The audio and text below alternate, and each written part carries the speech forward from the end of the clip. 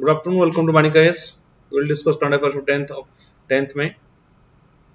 First question is, with reference to Smart City Mission, which of the following statements are correct? First, it is a centrally sponsored scheme launched in 2015. Second is, the mission is being implemented by Ministry of Urban Development. It aims to smarten up cities with eco-friendly high-tech solutions to urban problems. Which of the following statements are correct? It's a centrally sponsored scheme. Yes, it is centrally sponsored scheme. That means it will be funded by both the center and the states. Right. The mission is implemented by Ministry of Urban Development. See, anything regarding city, that will be Ministry of Housing and Urban Development. That will MOUD. Obviously, that will the loader industry. That is only limited to urban areas. So, Ministry of Urban Development. Only related to rural areas. That is Ministry of Rural Development. Right. It aims to smarten up cities with eco-friendly high-tech solution. High technology solution. High technology solution means imparting e-governance. E-governance. E-governance to various services. Various services means citizen-centric services. For example, Arogya Setu e-governance. For example, application of various certificates. For example, death certificates or birth certificate. All these things. Eco-friendly. Eco-friendly means sustainable. Sustainable, that is environmental friendly, and also use of technology in giving public services, that is smart cities mission. So 1, 2, 3, all the options are right here. Centrally sponsored scheme, Ministry of Urban Development, and it will provide eco-friendly high technology solutions. Okay, with reference to Coalition for Disaster Resilient Infrastructure. Coalition for Disaster Resilient Infrastructure. Which of the following are right? Right. First, India is a founding member initiated by CDRI as a global partnership with 27 countries in 2019. Right. India is a founding member. Yes, India is a founding member of CDRI. In fact, Indian Prime Minister has inaugurated it. Right. Okay. Then Prime Minister of India has launched it, CDRI. That is in 2019. CDI works on infrastructure, not on disaster risk management in general. So whenever the question like in general, right, that means the question are usually they are right. When it is CDI works on infrastructure only, then it will be wrong, right? Not disaster management. See, Coalition for Disaster Resilient Infrastructure, right? Resilient infrastructure means creating an infrastructure for adaptation. Adaptation means if any such disaster happens, how we can adapt. For example, there is flood, then you can establish big walls near the river, so that there will not be or stone big walls, there will not be flow of water into inside the area. Or there is, for example, shelters in flood zone area. There is government shelters at big buildings top which situated at a particular height from the ground.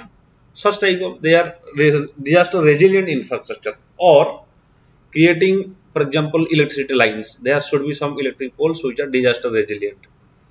These are disaster resilient infrastructure, that is CDRI. CDRI works on infrastructure, not on disaster risk management in general. Generally, they do not work on disaster risk management. So both statements are right here. Both 1 and 2 are right. It's a founding member of CDRI. Right. There is two difference. There is difference between adaptation and mitigation. For example, a disaster is happening. Right. For example,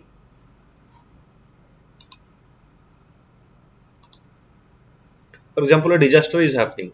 There are two things. Either you can do something for mitigation or you can do something for adaptation. See, mitigation is a long-term process. For example, there is climate change. If you want to mitigate it, then you have to take series of tasks. For example, that is reducing industrial pollution, reducing vehicular pollution. You have to increase the afforestation. You have to decrease the consumption of various chemicals that cause that cause soil pollution. So series of steps you have to take, and they will cause a long-term impact. So far as adaptation is concerned, this afforestation, this is a mitigation. mitigation state. That means you want to eradicate the problem, right? You are bringing the solution to the problem. That is mitigation. Also, far as adaptation is concerned, that means adaptation means there is certain things. For example, there is heat, there is climate, there is global warming, and you have adopted, you have brought AC to air conditioner to your home. That means you can exist in that, right? There is flood, you are not addressing the original cause of flood, but you are creating some embankments so that you will not suffer from those floods, right? Creating embankments, so that is called as adaptation. You are becoming fit to be adapted in that. Even if the condition is harsh, you can fit to be adapted. For example, creating GM crops, right? Genetically modified crops against climate change. This is one type of adaptation. This will not address the problem of climate change, but that will help you to I mean to survive even if climate change happens, or it will not amount to decrease in agriculture production even if there is climate change. So here both the answer, that is CDRI, this is it is right. Like here it is right. The next question is, that is our mitigation and adaptation. Okay. Next question is, what is office of profit? Which of the following statements are not correct? See, they have asked not correct. You have focused. This is explicitly defined in the Constitution. See, whenever no such definition of Constitution is not defined. This is wrong. Generally, usually definitions are not written in the Constitution. They are adopted by convention.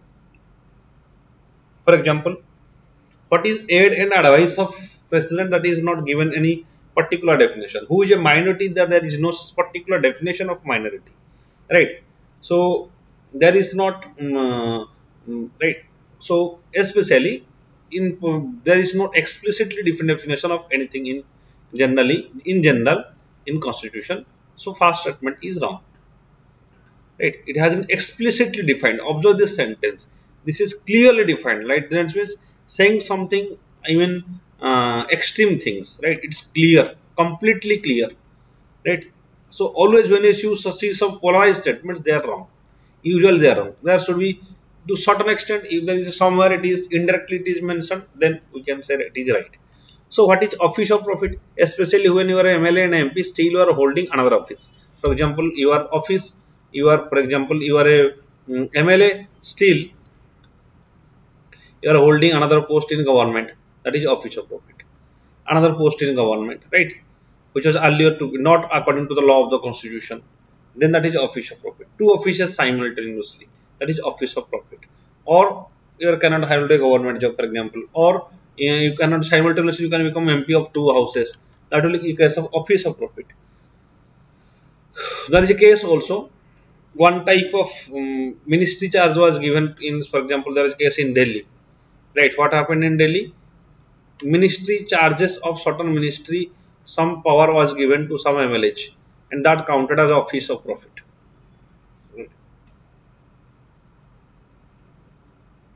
Which of the statements given are not correct? Yes, one is not correct. We know that the Constitution provides immunity to legislator in the case of certain specified offices. Yes, in case of certain specified offices, there is immunity. That means, for example, you are an MP, you can be minister in that government. Prime Minister is an MP of Parliament, right? So there are certain specified offices which you can hold, but you cannot hold. For example, there is a committee, you can become the head of the committee. That can become, right? But there are certain offices you cannot hold. For example, suppose you are an MP and you are taking a contract in your name. That is office of profit. So in certain cases, whenever these in certain specified cases, not all, certain specified cases, then such type of answers questions are right. So only D1 is only one is the is not correct. D is the answer.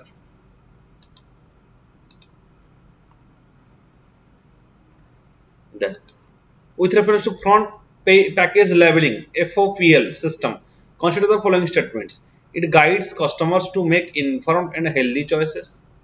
Front package labeling system. Front of package labeling system (FOPL) system. That means in the package everything is mentioned, right?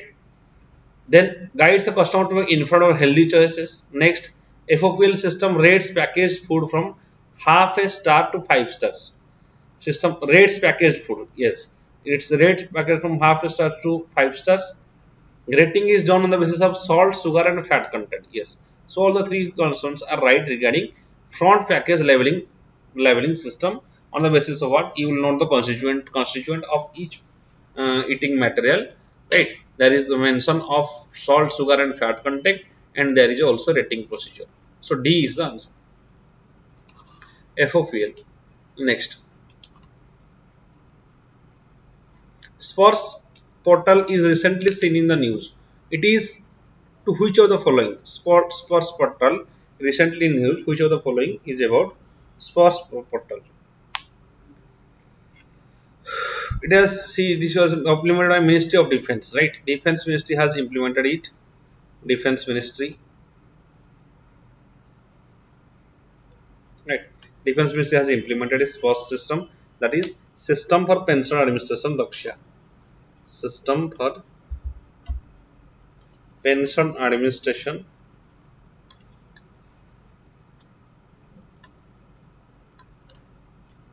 Daksha.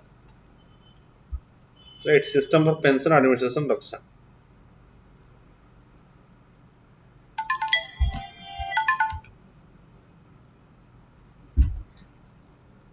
Sorry. Hello. Hmm. The class no G.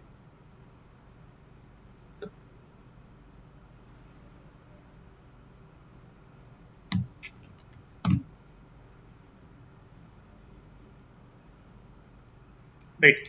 So this is pension sanctioning, right? It is a web-based system pension to give information to the retired officers, right? So this is automatic. This is automation of sanction disbursement of defense pension. It is related to defense pension, right? Defense pension, pension sanctioning. D is the answer. That is Sparse Portal, System for Pension Administration, Daksha. Okay. Next, we will discuss today about India Nordic Summit. What is India Nordic Summit?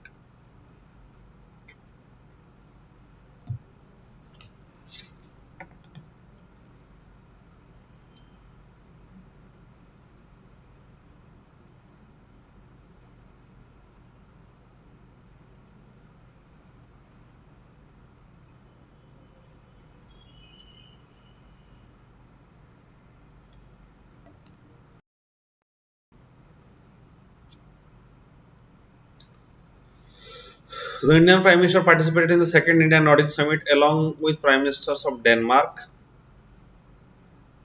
Iceland, Norway, Sweden, Finland, and Copenhagen in Denmark. Nordic Summit. First Indian Nordic Summit held in 2018 in Stockholm. Okay, these countries are called as Nordic countries. We have to learn a lot of things from them. Gradually, we will study why we are cooperating with each other. About the summit, the summit focused on economic engagement, green partnership, mobility, and cooperation in Arctic region. The summit provided opportunity to review the progress of Indo-Nordic relationship since the past Indo-Nordic summit. First Indo-Nordic summit held in 2018 in Stockholm, and regarding economic engagement, green partnership, mobility, and cooperation in Arctic region, especially to focus in the Arctic region because that is very sensitive. So,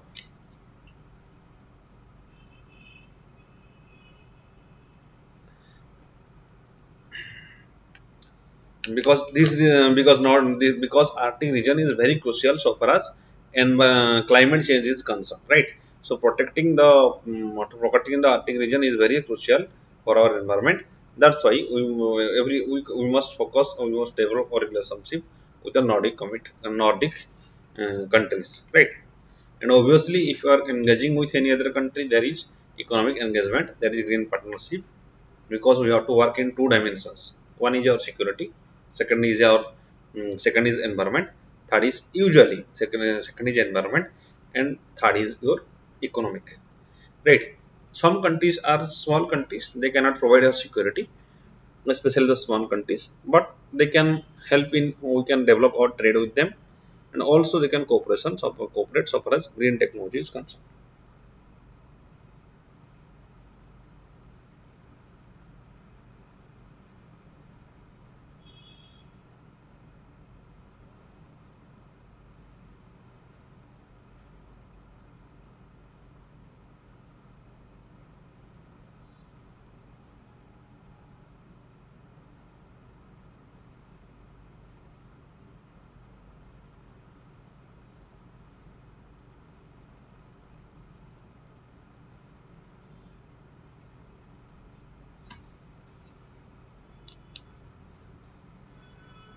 Okay.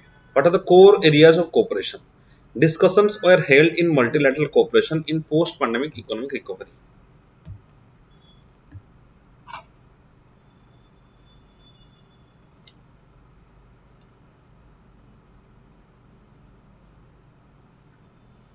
Discussions were held on multilateral cooperation in post-pandemic recovery because that is now the biggest challenge in the world. Right? There is a world recession. Each country of world, almost each country of world, are their rupee is getting weakened as compared to dollar. Right? There is the growth is much less than the earlier average. Now, so there is post-pandemic economic recovery. It is very essential. Right? Sorry.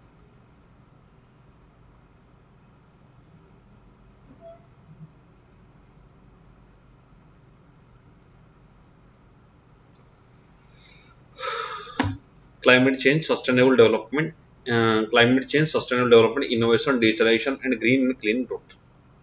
Right? These are the areas. Whenever you are writing in mains, you must write all these areas with any country you are writing because majorly just you have to think. Right? Suppose you are it is a big country, then obviously there is security issue. Otherwise, in all of such cases, for example, clean and green growth, we can cooperate with any other country. Innovation and digitalization, we can cooperate with any small country as well. Sustainable development, climate change, post-pandemic recovery. These are some dimensions. In those dimensions, India is working with all the countries almost according to the potential, right? So we cannot say that we are developing a relationship with a particular country only for economic recovery or only for climate change. It cannot happen. Usually it do not happen. When you develop relationship with a particular country, usually work in all dimensions the other country has the potential, right? Because we have also developed technology, we have also various arms and ammunition. So whatever there is, whenever there is, usually there is a signing of treaty, then there is a huge number of dimensions are covered usually, right? Except in some big countries, usually some big countries like USA, Russia, Israel, or for example Israel is very strong so far as technology is concerned, and France, we are Russia, USA, we are developing our security partnership. In all other cases, all these economy, education, research, innovation, digitization, climate change, green growth, all the dimensions, cultural exchange, all are covered. Then discussions were also held on cooperation in the maritime sector with a focus on sustainable clean management. Discussion also on cooperation in maritime sector with a focus on sustainable ocean management. Sustainable ocean management, right? Because marine pollution is a new challenge, big challenge the world is facing, because our majority of our species are in oceans, and also it is a big source of resources. It's a if or the marine biodiversity changes, that will cause huge mass extinction of species, right? So both countries are cooperating also in sustainable ocean management.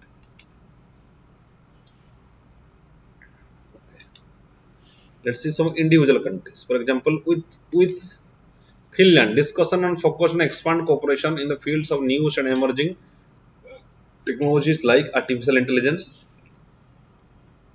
quantum computing, future mobile technologies, clean technologies, smart grids. Smart grids. See, these are the important technologies, modern important technologies. Artificial intelligence, it means machine learning, right? A robot can think itself. Then quantum computing, this is a high level computing method that is million times powerful than the supercomputer. Then future mobile technologies, clean technology, and smart grids. So that by smart grids we will be able to rationalize our power distribution system, so that there will be very less so that there will be there is very less leakage, because in case of power distribution system, the majority of the problem is leakage. There is almost 30, more than 30% power is getting leaked every year, right? Which was earlier 40 to 50%, right? So the huge amount of power is getting leaked. We are first thing to ensure power security, energy security. We have to use energy efficient electric goods. Second thing is to reduce this leakage, right? So these are the things we have to do. With Norway, the discussion was to deepen in the areas like blue economy, renewable energy, and green hydrogen, solar and wind project. Blue economy, renewable energy, green hydrogen, solar and wind project, green shipping, fisheries, water management, rainwater harvesting, space collaboration, long-term infrastructure investment, health and culture. So in various dimensions, India and Norway will cooperate with each other. Then, but India and Sweden PMs expressed satisfaction at the progress made by the lead of IT initiative, information technology. India and Sweden PM has expressed their satisfaction because India is a very stronghold so far as IT is concerned. Huge number of Indians are working throughout the world in sectors like information technology. Lead IT initiative was India Sweden joint global initiative to set up leadership group of industry transition. Lead IT in September 2019 at UN Climate Action Summit to help guide world's heaviest greenhouse gas emitting industries towards low carbon economy.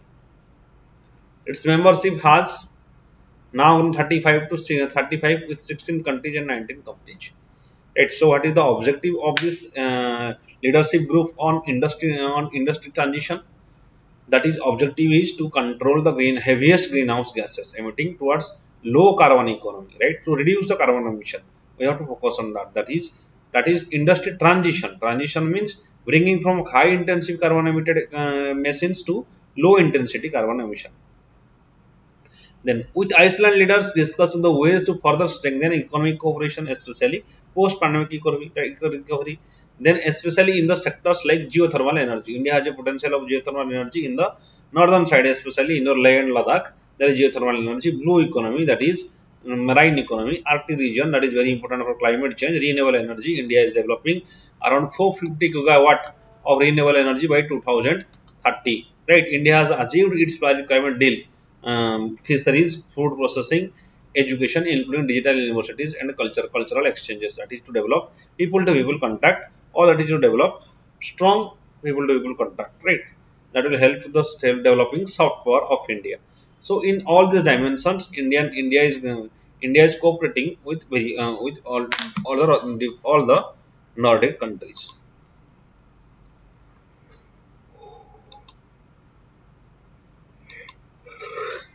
Then, what are the initiative? One is Sagarmala project. India invited Nordic companies to invest in blue economy sector, especially in India's Sagarmala project. The sovereign wealth funds of Nordic countries were invited to invest in India. Right? The sovereign wealth funds of the Nordic countries were invited to invest in India. Lead IT initiative. India Sweden to move set a leadership group of industry transition to guide world's greenhouse gas emitting industries. Its membership has now grown 16 to 19 companies. Right? So lead IT initiative. Then in the health sector, both cooperative related to joint research and vaccines and development of health infrastructure, water bodies. Two leaders have also talked about cooperation in building and restoring water bodies in India. Right. So, in all these four dimensions, one is Sagarmala project, that is to develop blue economy sector, development of the port infrastructure and the road infrastructure towards the port. Those things are Sagarmala project. There is lead IT initiative against the high producing carbon emission producing emitting companies. Then health sector related to developing a vaccine in water bodies, that is to restoring water bodies, because India is going to already suffering from water crisis. Okay, major challenges. The conflict in Ukraine has become a major security concern for the Nordic states, with Sweden and Finland expected to join the North Atlantic Treaty Organization.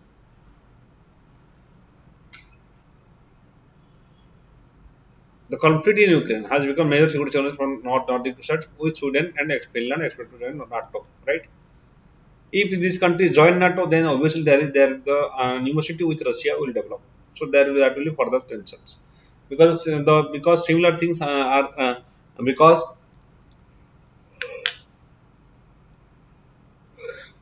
Sweden has undergone similar things. India has so far refrained from publicly criticizing Russian invasion of Ukraine, though it has consistently called for respecting sovereignty and territorial integrity of all states. Refrained from publicly criticizing Russian invasion Ukraine, though it has consistently respecting sovereignty. Right now, this is a challenge. Right, All the countries they want to develop, they say that okay, even if you are condemning the are advocating for territorial integrity and sovereignty, you have not spoken against the Russian invasion or the violation of sovereignty of Ukraine. So that do not signify our authenticity in world politics. But another thing is that, so that is a challenge. Um, India, right? You see, in world politics, especially national interest always matters, right? So we cannot do that. We cannot have a particular position that will only. I mean, because we have certain friends and certain enemies, and sometimes two friends are also fighting to each other. USA is your friend and Russia is your friend, right? Both are your both. The importance of both are very significant because Russia is a historical friend which have been a all-weather friend in throughout the history, and at present we have strong relationship with USA. It is a very powerful country, and India is its most preferred ally.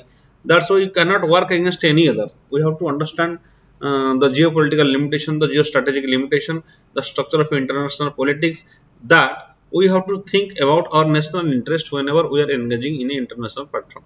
Right? And India is also not world leader, so that it can control the Russia and USA. It's not the world leader; they are already the world leaders, right? So that is also, so there are some criticism to India, but we cannot work in that manner because we have to develop relationship with all the countries.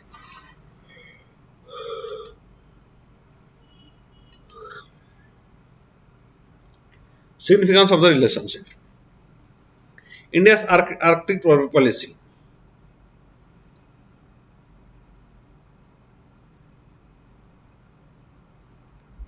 Just a minute.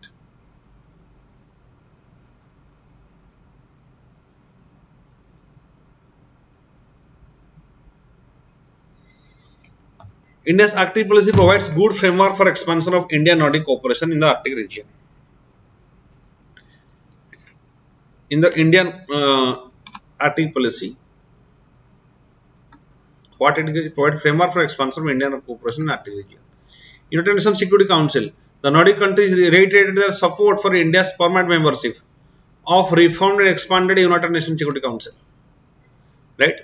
Their support. That means we want UN reforms. India want UN reforms, and Nordic countries have supported us. We have to develop good relationship with the whole world. Why? Because we must gain support to bring UN reforms, especially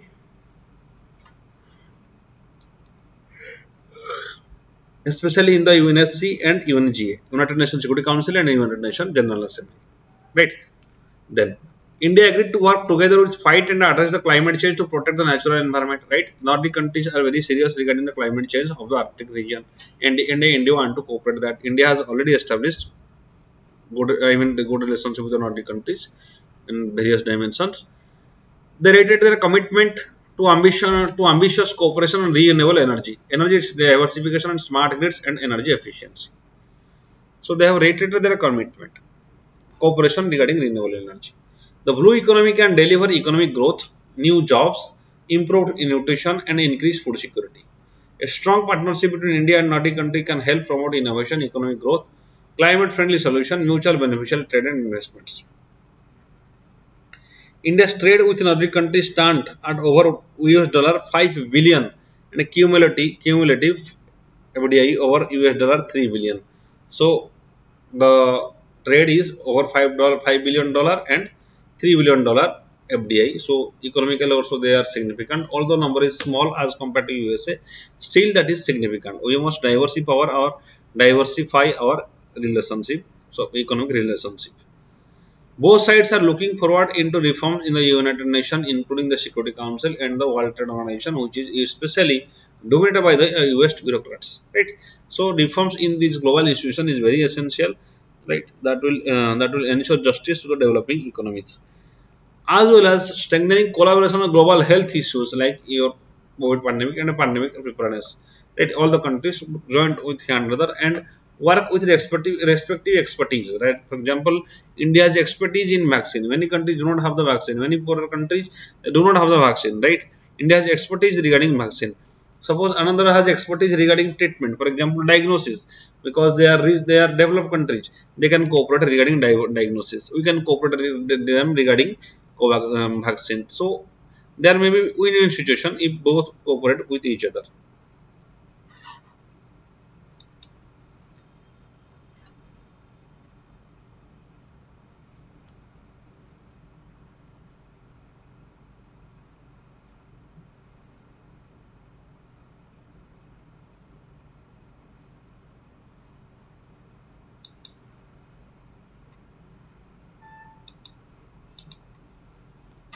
Sparse System for Pension and Administration Raksha. Defense Ministry had introduced a portal called a System for Pension and Administration Raksha Sparse to directly transfer pension to pensioners. To directly transfer pension to pensioners, this portal has been launched, that is Sparse Portal. About the pension system, it is initiative Ministry of Defense. Ministry of Defense with aims to providing comprehensive solution to the administration of pension to the defense pensioners in line with the vision of the Government of India, detailed in a direct benefit transfer, minimal government and maximum governance. Minimal government and maximal governance at the direct benefit transfer or transferring the pensions directly to the account by direct benefit transfer. It is established with the objective of empowering a defense pensioner with regard to his pension account. Right. It will initially cater to the new retirees on rollout and subsequently be extended to cover existing defense pensioners. It will receive pension proposals and make payments centrally. It will reduce the grievances of defense pensioners. Right. So this will work in multiple ways. That will increase the efficiency, that will increase the digitalization, and there will be less grievances.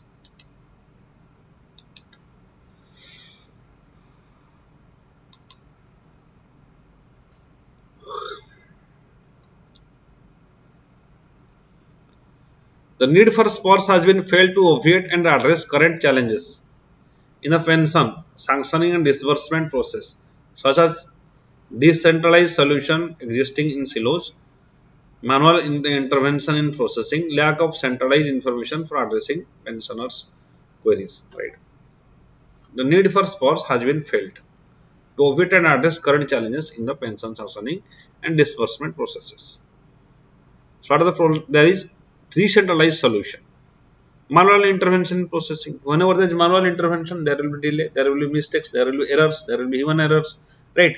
There will be, delay. So there will be various problems, various grievances may be general, they may be created. So making digital everything, making it automated will be the solution, and that will help in working system.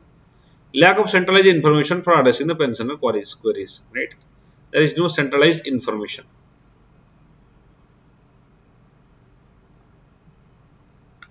It will interface with all the stakeholders and provide a single source of truth, thereby ensuring transparency, accountability, ease of doing business through information dissemination, and simplification of pension processes through business processes re-engineering.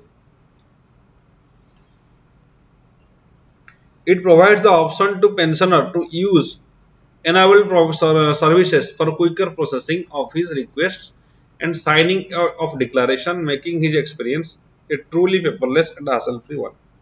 So making it paperless, making it hassle-free, making it quicker, all these things can be done by Sparse Portal. It is a single source of truth where means all the information regarding pension will be shared here, so that will ensure transparency, accountability, and ease of doing business. That will empower our e-governance system, right? That will make citizen-centric system delivery much easier than the previous. Then Auto New India Challenge. Recently, Auto Innovation launched phase 1 of the second edition of the Auto New India Challenge ANIC 2.0.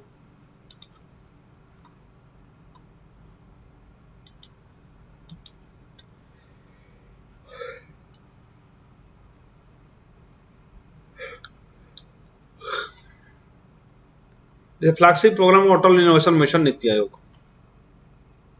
Flagship program under Niti Aayog, it's a flagship program.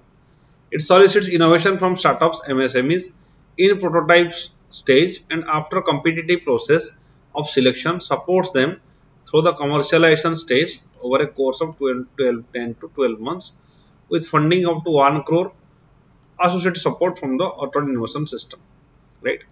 Innovation from startups. This will observe innovation of startups, and there will be competition, and there will be funding up to 1 crore, right? If that is the need, then the government can support up to 1 crore, right? From associated support, and associated support means knowledge and service related support, right? Skill related support from the autonomous mission that will be provided, right?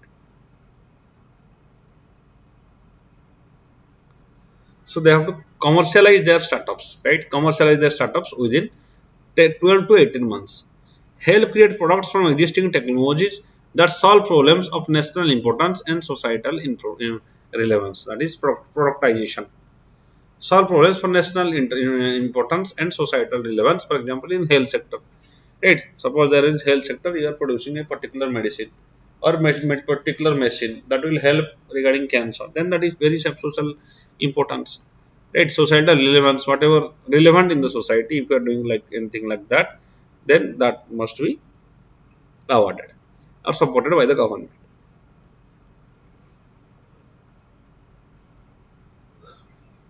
To support innovations in critical area to India's development and growth, education, health, water, sanitation, agriculture, food processing, housing, energy, mobility, space application. In all this, in all these dimension, that is right. So this in all the dimension there should be innovation. For example, education, health, water, sanitation, agriculture, food processing, housing, energy, mobility, and space application. Government will provide support to those people who are doing some research and can bring some change. What is the commercialization of value of death? Supporting innovator scale over risk associated with access to resources for testing, piloting, and market creation. For testing, creating, and market creation. Market creation means it's not that you are only start producing something. That should be linked with the market. That should be changed with the market so that you can sell your product. That is also important. Marketing is also one of the major important. Marketing is a major important factor regarding one of the major important parameter in case of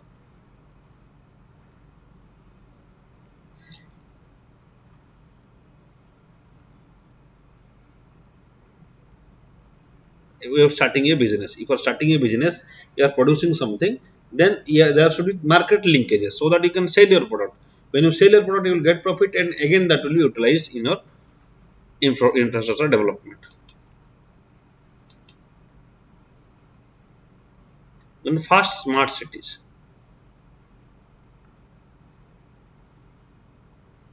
Bhopal, Surat, Bhubaneswar, Udaipur, Ahmedabad, Varanasi, Indore are said to be declared as India's first set of smart cities.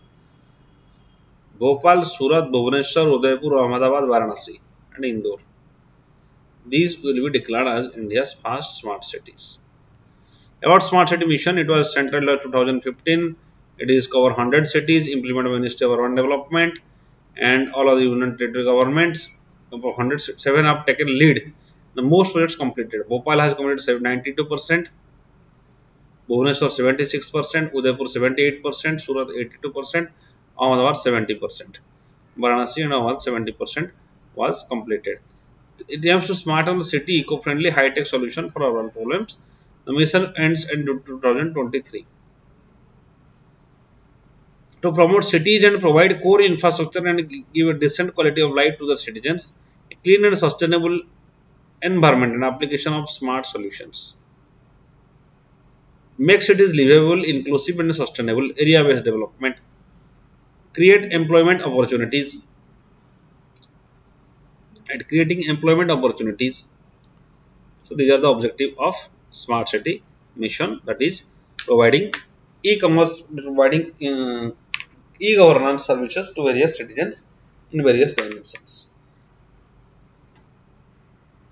Okay.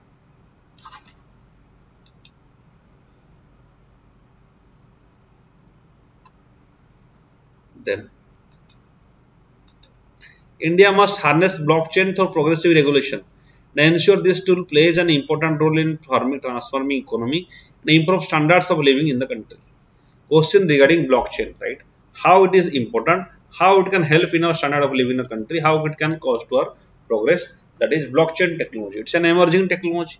Blockchain, it is emerging technology. It is based on that cryptocurrency is based on blockchain technology. This is very secure technology. It is a decentralized technology. Right? It can be applied in variety of services. Right. So first, let's write what is a blockchain technology. It is essentially digital ledger type of transactions that is duplicated and distributed across the entire network of computer system in the blockchain. Blockchains are often distributed ledger that can chronological record transactions between two parties efficiently in real time. Distributed ledger means that is not centralized.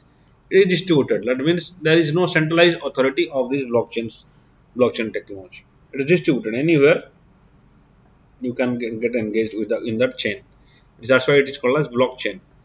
And chronological can record transactions so that there will not be any security issue.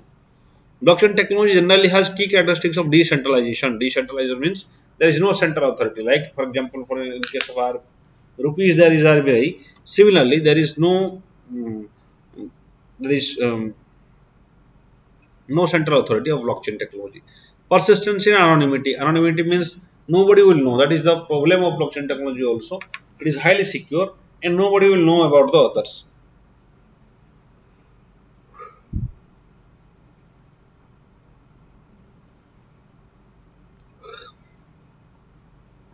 Banking and capital market. For efficient banking operation, efficiently using KYC procedure offered by this technology. For instance, CBI leads as the first bank to use KYC and facilitate remittances on the basis of blockchain. SBI leads as the first bank to use KYC and facilitate remittances in based on blockchain.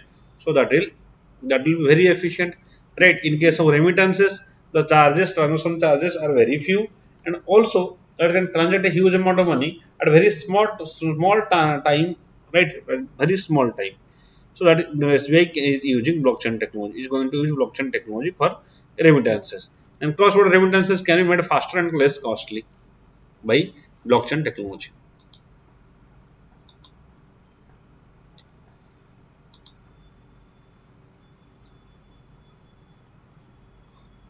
Trade settlement, faster transfer of securities and payments, reduce trading cost by removing intermediaries. Cyber security, sensitive data moved to blockchain can effectively manage access by minimizing the risk of leaks to hackers.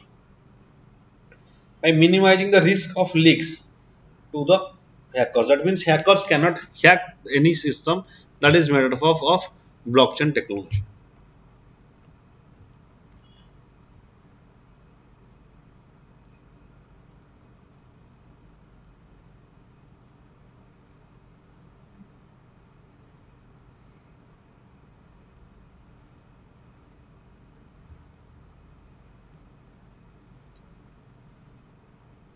For instance, Block Armor Solution is the company ring fences organization critical resources securely providing access to authorized users and devices.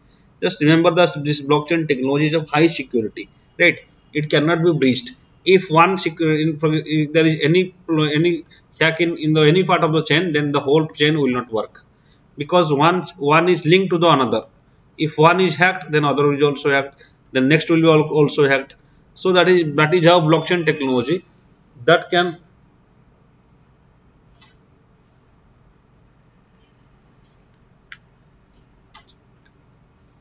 that is how blockchain technology uh, it is fully secure and it is secure and it is cannot be hacked. And healthcare and pharmaceuticals in sensitive clinical data can be preserved and which demand secure and reliable system, right?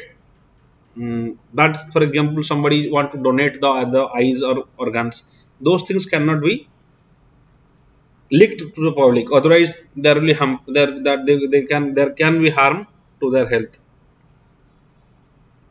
For instance, right, health to connect hospitals, companies and host medical records of president, host medical records of president. See, this medical records means because our biological system, our human body system is different for different persons, right? So understanding human body is a very complex system. Diagnosis is already very complex. So there should be a series of medical records under what we have gone through in our life, and that will make the doctor to understand and think that what is the problem in our body and what can be the possible disease. That will make us that will make us our system that will be better, and that will help in disease diagnosis, right? So there that will host a medical host of medical records. Agriculture. The food supply chain is one characterized by asymmetry of information. Asymmetry of information. Right. The complex network of farmers, brokers, yes, distributors, processors, retailers, regulators, consumers. Asymmetry of information means where to sell the product of one particular farmer. He don't know. There's asymmetry of information. If you are producing something many times, you are also selling less than the price you should sell. So all this there is all these problems. Improved data sharing will result stakeholders getting their dues, particularly poor farmers with small land holdings, consumer having control on food quality. Telecom. To eliminate spam calls, there are very unnecessary call, financial fraud, unregistered telecom marketers. All these things are there in our market, and such problems can be solved by use of blockchain technology. Then governance, digital identities, meaning of digital certificates, citizens, various e-governance services will be provided by blockchain technology. Monitoring welfare programs, real-time information, tracking health records of all citizens, cyber security of critical infrastructure, all these some key applications of blockchain technology. Right. Cyber security, healthcare system, and digital identity, maintaining digital identity of digital certificates of citizens. All these things, blockchain technology can be applied, right? And Andhra Pradesh has piloted two projects managing land records and streamlined vehicle registrations. West Bengal has implemented blockchain-based birth certificates to the new one. So various states have been started already using blockchain technology. Importance of blockchain technology. Blockchain can bring value addition to governance, improves transparency, accountability, build trust citizens, speed of transactions, protecting sensitive data, reduces cost and improving efficiency. No middleman in transaction. It is completely decentralized and no middleman is required. There is a big problem of middleman in the agriculture system, right? They earn a huge amount of money and they take the product from crop from the farmer at very low price and sell in the market at a very high price. So there will be completely middleman is not required, right? Directly, the farmers can directly contact with those people who want to buy, and they can sell their product at a higher price. Protect businesses from fraud. Blockchain technology opens a ledger which can very easy to identify the fraud. If anything has happened, then fraud is very easily it can identify who has done that fraud. Blockchain business value. World Economic Forum has anticipated that 10% of global GDP will be stored by blockchain by 2025, and list blockchain as top 7 technologies that are anticipated to revolutionize the various aspects of our life. So it is among the top 7 technologies. Blockchain is among the top 7 technologies that will revolutionize our life or bring a dramatic change in your life. Conclusion. Although blockchain is very infancy, India is pressing towards adoption and inclusion. Right? India is going towards adoption of blockchain technology, but it is it lacks development. It is on underdeveloped stage. Right? Implementing this technology across various all spheres of business will certainly prove a game changer despite roadblocks in its adoption. Although there are challenges, but that will prove a game changer.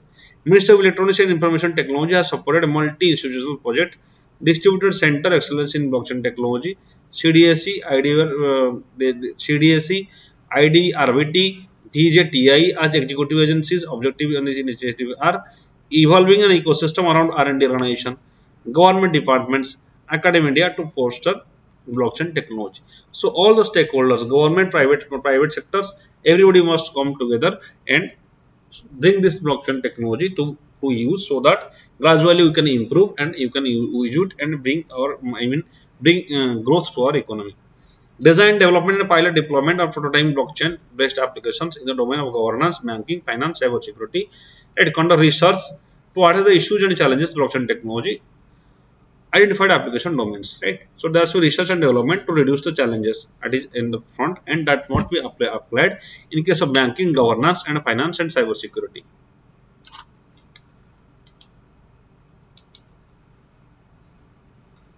Ministry of Skill Development and Entrepreneurship, MSDE, in partnership with NASCOM has launched Future Skill Platform. Future Skills Platform focus on 10 emerging technologies, including blockchain, artificial intelligence. Department of Science and Technology has launched National Mission for Interdisciplinary Cyber Physical Systems, NMICPS, Roadmap for Development of Blockchain, Internet of Things, Big Data, Analytics, Robotics. So these are the things on which government is focusing, and they are the emerging technologies that will revolutionize our life. So for today, the lecture end here. Thank you.